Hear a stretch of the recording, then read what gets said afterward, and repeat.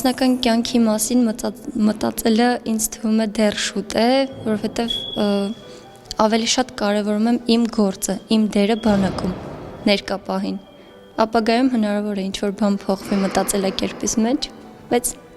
նախնական ցենց եմ մտածում։ Հելեն, դուք էլ չեք ուզում ամուսնանալ, երեխա ունենալ։ Հենց ստանամ կապիտան զինվորական կոչումս կմտածեմ այդ ուղղությամբ։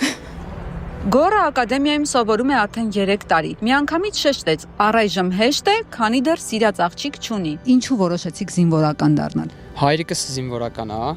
ծառայում է որպես պայմանագրային։ Ես 9-րդ դասարանից որոշեցի, որ ուզում եմ դառնալ զինվորական։ Շատ մասնագիտություններ կար, որ ինձ դուր էր գալիս, բայց երբ որ սկսեցի ուսումնասիրել զինվորականներին, նրանց կյանքը, նրանց գործողությունը, գործողության իմաստը, հասկացամ, որ հայրենիքի պաշտպանի գործը ավելի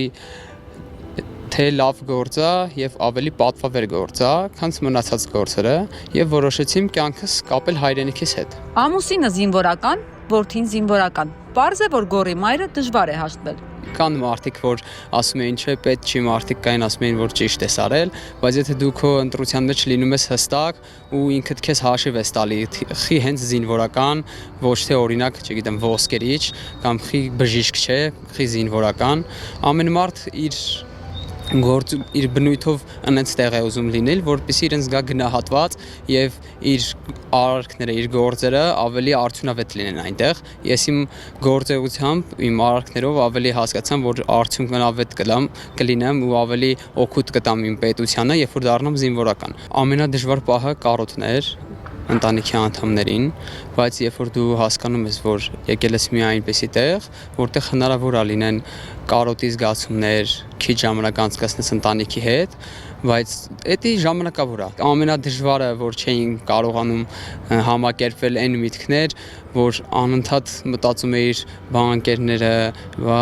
ընտանիքը, մանավանդ որ ունենում ես սիրած աղջիկ, ես չունեմ ինքս չեմ ունեցել սիրած աղջիկ, իմ ընկերները, որ երբ որ շփվել ենք, հասկացել եմ, որ իրանց համար ավելի դժվար է այդ process-ը, այդ ժամանակահատվածը։ Ու դժվարություններ լինում են բոլոր տեղերում, եթե դու դժվարություններին գնացիր ընդառաջ կլուծես բոլոր խնդիրները, եթե դժվարություններից վախեցար, կապ չունի որ զինվորական ես, կարաս նույնիսկ դժվարություններից վախենաս չդառնաս օրինակ բժիշկ։